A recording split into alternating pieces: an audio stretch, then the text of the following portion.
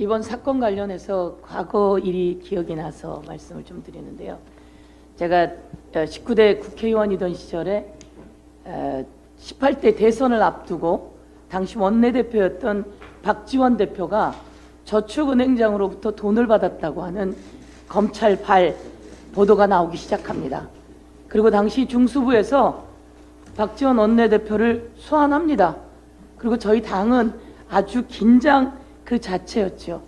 그리고 그들은 박지원 원내대표를 18대 대통령 선거를 앞두고 기소했습니다. 그리고 재판도 갔습니다. 그런데 여기에서 재판 과정에서 이런 게 드러난 겁니다. 돈을 줬다고 하는 그 시간에 박지원 대표는 비행기를 타고 있었던 거죠.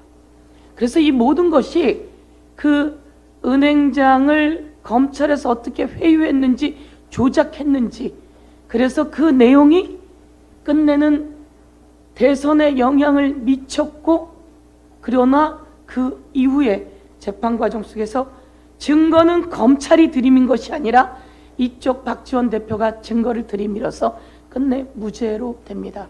이런 검찰이었습니다. 그래서 저희들이 검찰 개혁이 필요하다라고 이야기를 하는 겁니다. 여러분, 상기를 한번 더 해보실 게 있습니다. 김봉현의 라임 사건이었습니다.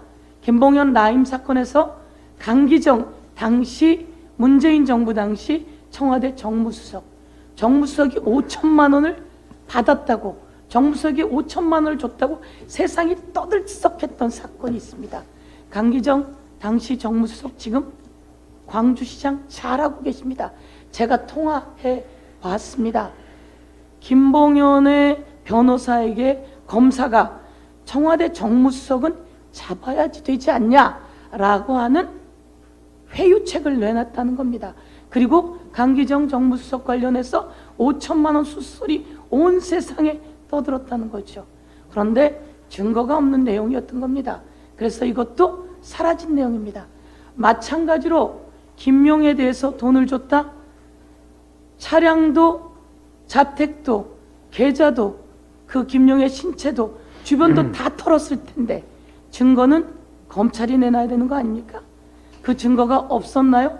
그래서 우리 장경태 최고말처럼 더불어민주당 당사에 있는 그 깡통 컴퓨터에 채취라도 가지려고 압수수색을 들어왔던 건가요?